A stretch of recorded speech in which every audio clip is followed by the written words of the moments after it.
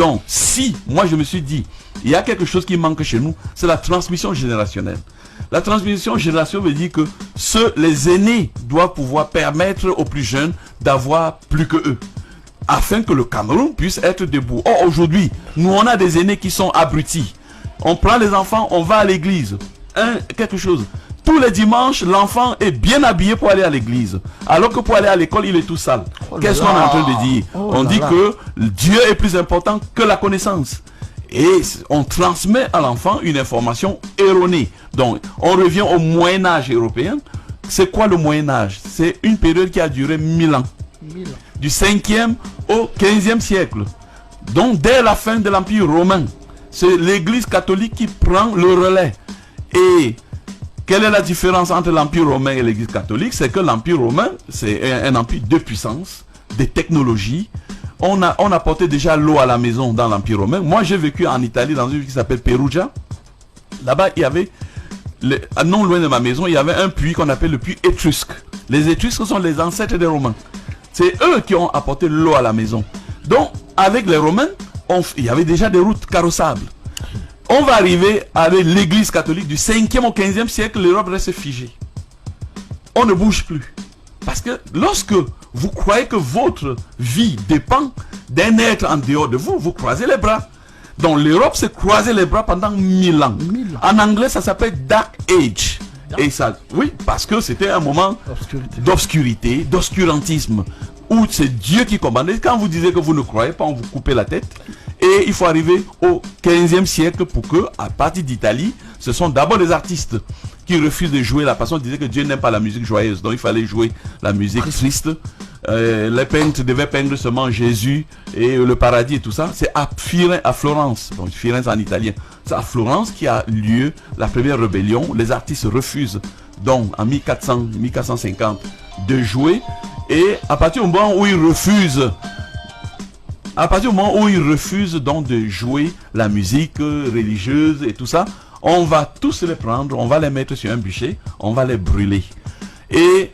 Mais les gens vont prendre le relais. Il y a un prêtre qui s'appelle Giordano Bruno qui va écrire un livre, et un prêtre dominicain, Giordano Bruno, il écrit un livre, il dit que Dieu n'existe pas. Il dit Marie n'était pas vierge parce que si elle avait vécu pendant 2 ans avec son mari, on ne peut pas venir dire qu'elle était vierge. Et on va condamner, il dit que le monde est infini, le ciel n'existe pas. On va condamner Giordano Bruno et il va faire 8 ans de procès. On va le brûler vivant en 1600, février 1600, sur un bûcher à Rome. Et là où on l'a brûlé, il y a un monument à son nom. Giordano Bruno va dire, j'accepte, parce qu'on lui dit, renonce à tout ce que tu as dit. Il dit, non, j'accepte de mourir pour que l'humanité évolue.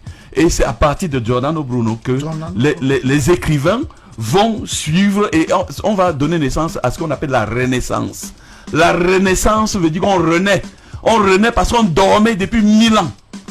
Et quand il y a la Renaissance, donc ils vont commencer. Renaissance là au Cameroun, ça ne donne pas bien. Ça ne donne pas, parce qu'il y a un synonyme pour dire autre chose. Quand on dit Renaissance là, c'est... Ça dérange les intellectuels. Moi, c'est un Sardina, donc quand on m'a baptisé Sardina. Donc quand moi je dis Renaissance, je ne parle pas de cirque, du théâtre. Bon, moi, quand j'ai dit aux gens que eux ils étaient trop bêtes pour imaginer que Paul allait se lever sur son siège et dire à Camte de s'asseoir, on m'a dit que j'étais Sardina. Bon, donc pour moi quand je dis Renaissance, c'est la Renaissance. C'est la Renaissance. Ouais. Bon, donc on renaît parce que on dormait. Et ils vont donc aller dans le monde. La Chine avait la première puissance maritime du monde. La Chine, c'est la première qui est venue en Afrique. Ah, oui, c'est la première qui est venue en Afrique. Mais la Chine n'est pas là pour coloniser. Elle avait des bateaux pour arriver. Elle est venue sur les côtes orientales de l'Afrique. Elle est rentrée tranquille. Quand les Européens vont, après la Renaissance, la révolution industrielle, ils arrivent en Chine, Marco Polo, ils se rendent compte qu'ils ont été en retard sur la Chine qui est la première puissance du monde. La Chine a inventé la poudre à canon. La Chine a inventé la boussole. La Chine a inventé la soie. La Chine a inventé... plein de choses qu'il n'avait pas. Ce n'est pas aujourd'hui qu'elle est puissante. Non, pas du tout, c'est la première puissance du 18e siècle. 18e siècle. L'imprimerie, c'est la Chine qui invente. Même quand on dit que c'est Gutenberg, non. Gutenberg n'a pas inventé l'imprimerie. Gutenberg, qu'est-ce qu'il a fait? Et pendant longtemps, on a tenu le peuple européen dans l'obscurantisme. Donc, Mahomet, quand au 8e siècle, Mahomet va créer l'islam parce qu'il voit que Dieu, ça marche. Et pourquoi Dieu, ça marche? Parce qu'il y a un empereur romain qui s'appelle Constantin. Constantin, il voit il y a une colonie qui ne paye pas les impôts. C'est la colonie juive. Et Constantin dit, mais comment ils peuvent défier l'empereur? On lui explique que c'est parce qu'ils ont un livre dans lequel on dit qu'ils sont le peuple de Dieu. Et comme ils se considèrent comme le peuple de Dieu, donc ils ne peuvent pas payer l'impôt, ils ne peuvent pas être colonisés. Et l'empereur dit, mais ça marche ça? On dit oui, ça marche. Et dit, donc je peux utiliser ça et ne pas aller faire la guerre aux gens, et il se plie naturellement. On essaye. Constantin prend donc des écrivains qui s'appellent Marc, qui s'appellent Jean, il dit Luc, il dit Matthieu. Nous, on ne peut pas prendre le livre des Juifs parce que les Romains, on ne peut pas dire que nous, on prend un livre où on dit que c'est les Juifs qui sont le peuple de Dieu. On va écrire un livre où on dit que eux, ils ont tué le Fils de Dieu. Et ce Fils de Dieu, et ils se sont maudits eux-mêmes en tuant. Donc le nouveau peuple élu, c'est qui? C'est les Romains. Alors, pour faire cela, on va aller chercher en Afrique. Puisque les Juifs, ils ont puisé en Afrique. Quand ils parlent d'un Dieu, c'était les pharaons qui avaient imaginé un Dieu unique. Donc le monothéisme est né en Afrique. C'est les pharaons qui imaginent, sauf que c'était le pharaon qui devenait Dieu. Alors ils vont plutôt faire une entité à part qui est Dieu. Donc il corrige les pharaons. Et Constantin, il est au courant, on retourne en Égypte. On prend un livre qui s'appelle le livre des morts. C'est un livre qui a 5000 ans. Et c'est dans ce livre qu'on a expliqué comment une reine égyptienne va recevoir un ange qui lui dira tu vas enfanter. Et c'est comme ça donc qu'on va écrire toute l'histoire de Jésus. Jésus n'a jamais existé. Il est l'invention de Constantin. Et Constantin va donc réussir à utiliser cette nouvelle religion et pour dompter toute l'Europe jusqu'au nord de l'Europe sans plus utiliser les armes. Mais Constantin commet une erreur parce qu'il est trop gourmand. Il veut maintenant aller à l'Orient. Il forme les cardinaux qu'il laisse à Rome.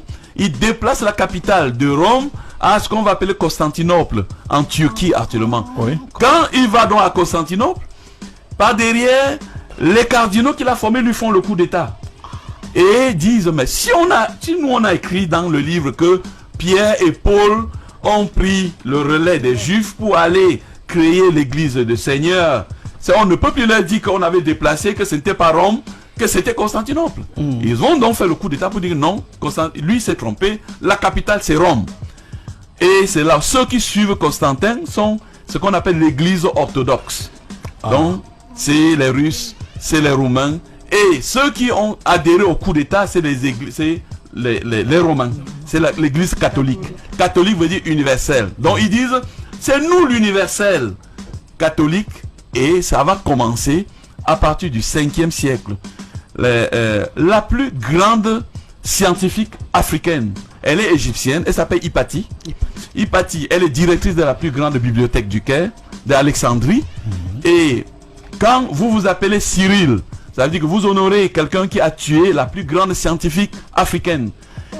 Parce que dans le nouveau livre, la femme ne doit pas parler devant un homme, la femme ne peut pas enseigner, la femme ne peut pas faire ça. Or, Hypatie, c'est une intellectuelle, elle est une physicienne, elle a étudié en Syrie, elle a étudié partout, elle a étudié en Grèce, elle est venue, donc, la connaissance. On va donc prendre Hypatie, on va faire le tour d'Alexandrie avec Hypatie, Cyril, qui est le monseigneur romain. Oui. Et on va couper un bras à Hypatie dans la rue d'Alexandrie, on va lui percer un œil, on va sortir ses intestins, on va faire tout le tout pour que toutes les femmes voient ce qui leur arrivera si elles continuent d'avoir un métier et de revendiquer qu'elles sont supérieures ou qu'elles sont légales d'un homme. Donc, quand vous appelez Cyril, parce qu'il a été fait saint, Cyril, quand vous appelez Cyril, ça veut dire que vous célébrez, vous honorez. Et moi, c'est Bojiko. Et on va arriver dans le 8e siècle où ça marche tellement bien pour les Romains que Mahomet va dire, ah mais tiens, lui dit, Je reconnais, Jésus a existé. Mais Dieu m'a dit que Jésus était l'avant-dernier prophète. Je suis le dernier. Et Dieu m'a donné les dernières instructions. Donc, rappelez-vous, Jésus amende la Bible juive. On crée le Nouveau Testament. Le Nouveau Testament invalide forcément l'Ancien. C'est pour ça qu'on l'appelle Nouveau Testament.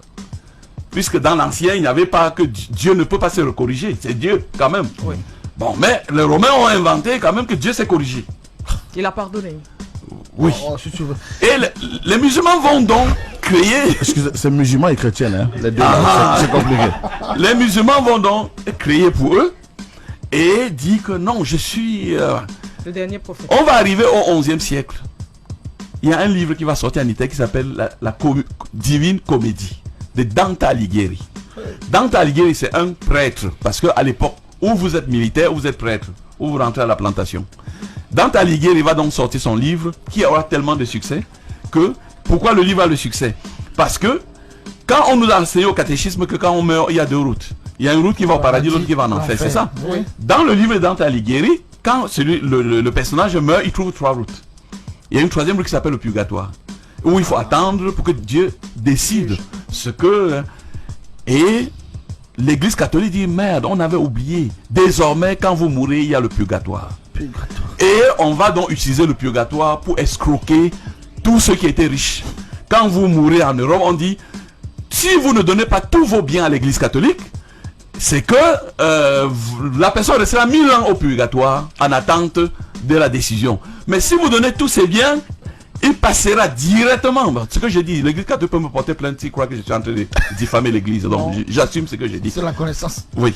Si vous donnez tous vos biens à l'Église catholique, alors votre défunt, il passera directement au paradis. C'est grâce à cet argent qu'on a construit la cathédrale de Paris, la cathédrale de Reims, toutes les grandes cathédrales de l'Europe. Et il y a un monsieur qui s'appelle Gutenberg. Il a inventé une nouvelle manière d'imprimer, mais il n'a pas l'argent pour se faire financer. Il vole une copie de la Bible. Il va lire, il ne trouve aucun espace où on a parlé de purgatoire. Il va voir donc les riches allemands. Il a dit, mais écoute, on vous a trompé. Ouais. On peut faire que le livre soit lu par tout le monde. La Bible soit lue par tout le monde. Si vous me financez, ils vont donc accepter de financer Gutenberg. Voilà pourquoi on dit que le premier livre imprimé, c'était la Bible. Vous voyez que le Covid-Gate existait depuis très longtemps. La pub, on revient derrière.